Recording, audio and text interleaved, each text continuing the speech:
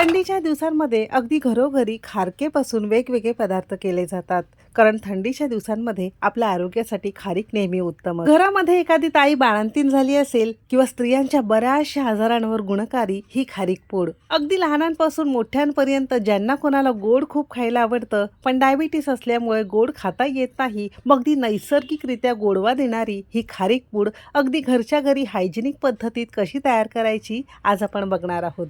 खारीक फोडण्याच्या 2 वेगवेगळ्या पद्धती शेअर करणार आहे आणि भरपूर टिप्स सुद्धा या व्हिडिओमध्ये मी तुम्हाला देणार आहे, म्हणून व्हिडिओ अगदी शेवटपर्यंत नक्की बघा.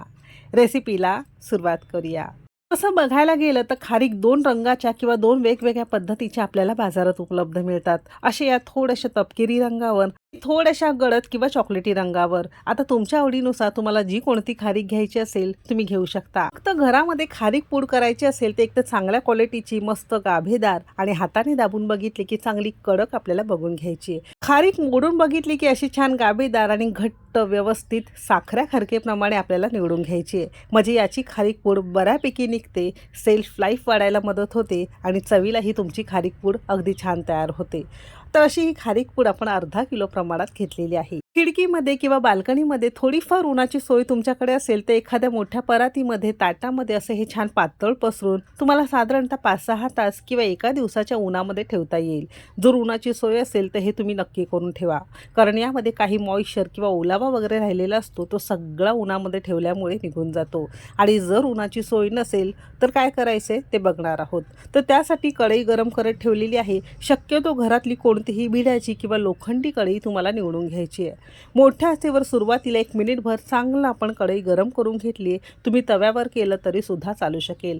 लोखंड किंवा भिडं कसं थोडंसं गरम जास्त होतं आणि त्यामध्ये कोणताही पदार्थ छान कुरकुरीत होतो, अगदी आतपर्यंत भाजला जातो आणि तुमचं हे खारीकसुद्धा यामध्ये व्यवस्थित तुम्हाला भाजता येईल.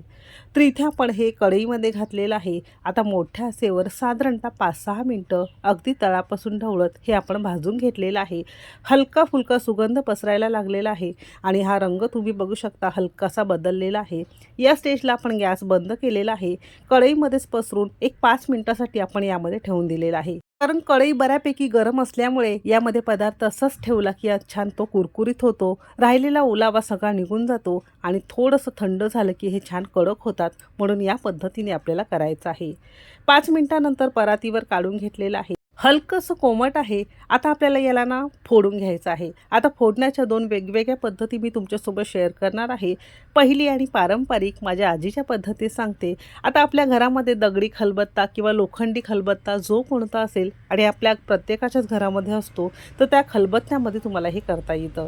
जर तुमच्याकडे खलबत्ता नसेल तर घरातले एखादे कोणतीही ओढणी किंवा कोणतेही जाड कापड वगैरे असतं, ज्यूट किंवा कॉटनची पिशवी वगैरे असते ना, त्यामध्ये तुम्हाला ही सगळी खारीक घालायची आहे. थोडंसं कोमट असतानाच आपल्याला हे करायचं आहे. याची छान घट्ट पुरसुंडी बांधायची आहे. जर बॅगमध्ये करत असाल तर चांगलं घट्ट करून घ्यायचं आहे आणि हातोडी असेल, खलबत्ता असेल, जे तुमच्या घरामध्ये काही असेल त्याने थोडं जोरजोरात आपल्याला हे असं दाबून घ्यायचं आहे. म्हणजे ह्याचे छान तुकडे पडतात, बियापासून वेगळी होते. आता आमच्याकडे खलबत्ता असल्यामुळे खलबत्त्यात खूप काम सोपं होतं. खलबत्त्याखाली थोडंसं एखादं जाड कापड वगैरे नॅपकिन ठेवायचं आहे, म्हणजे आवाज कमी होतो आणि व्यवस्थित तुम्हाला हे कुटता येतं. खलबत्त्यात कुटत असताना थोडंसं असं ना आपल्याला असं हाताला थोडासा दाब देऊन मॅश करून घ्यायचं, म्हणजे यातलं बी असतं किंवा देठाकडचा भाग असतो ना, तो यापासून वेगळा होतो. आता या 2 वेगवेगळ्या पद्धतीत तुम्हाला खारीक अगदी साध्या सोप्या पद्धतीत फोडता येईल. तसं हे आपण करून घेतलंय. आता हे साधारणतः 3 मूठ खारीक फोडण्यासाठी मला साधारणतः 5-6 मिनटं यामध्ये लागलेली आहे, पण हे काम अगदी सोपं होतं. खलबत्त्यात अगदीच भुगा होत नाही, पण असे हे रफली असे तुकडे होतात, बियापासून वेगळी होते. तर असं हे आपण करून घेतलेलं आहे. आता या ताटावर आपण एका बाजूलाही काढून घेणार आहोत आणि उरलेलं 2 भागांमध्ये आपण हे सुद्धा करून घेतलेलं आहे. म्हणजे अर्धा किलो खारीक कुटण्यासाठी मला साधारणतः 20 ते 25 मिनटं लागलेली आहे आणि बऱ्यापैकी असा भुगा होतो. अगदी मोठे मोठे नाही, खूप जास्त लहान नाही, असे हे मीडियम साईजचे आपले खलबत्त्यामध्ये आपल्याला तयार मिळतात. जास्त थोडंसं कुटलं ना तर थोडं आणखीन असा भुगा होतो. मी थोडं हे असं कुटून घेतलेलं आहे. आता बीचा आणि देठाकडचा हा भाग असतो ना, तो आपल्याला काढून टाकायचा आहे. बी किंवा देठाचा भाग अजिबात आपल्याला घ्यायचा नाही, तर मिक्सर आपला खराब होण्याची शक्यता असते. आता मोठमोठ्या कंपन्यांमध्ये बी आणि देठाचा भाग म्हणजे अख्खा खारीक त्याची पावडर चक्कीमध्ये केली जाते. आपण घरामध्ये करणार आहोत म्हणून हे काढून आपण घेतलेलं आहे. बी आणि देठाचा भाग आपण काढून टाकलेला आहे. आणि याचे जर मोठे मोठे तुकडे वाटत असतील तर हाताने थोडे छोटे छोटे तुकडे तुम्ही असे करून घेऊ शकता, म्हणजे अगदी सुरीने नाही तर हाताने सुद्धा अगदी व्यवस्थित होतात. सेम कढईमध्ये आपण अर्धा चमचा साजूक तूप घेतलेला आहे. साजूक तूप नसेल तर साधं तेल अर्धा चमचा घेतलं तरी सुद्धा चालू शकेल. हलकंसं गरम झालं की असं हे छान कढईभोवती आपण पसरून घेणार आहोत आणि यामध्ये तुकडे केलेले खारीक घालणार आहोत. आता तुकडे केल्यानंतर आतमध्ये मॉइश्चरपणा बऱ्यापैकी राहिलेला असतो, तर मोठ्या आचेवर एक 5-6 मिनटं अगदी तळापासून ढवळत चांगलं कुरकुरीत होईपर्यंत अजिबात रंग न बदलता आपण हे भाजून घेतलेलं आहे. तर इथे बरोबर 6 मिनटं झालेली आहेत. मोठ्या आचेवर आपण हे करून घेतलेलं आहे आणि छान हे मस्त झालेलं आहे. सुरुवातीला जरी तुम्हाला थोडंसं नरम वाटलं ना, तर थोडंसं थंड झालं की मस्त कडक किंवा कुरकुरीत होतं.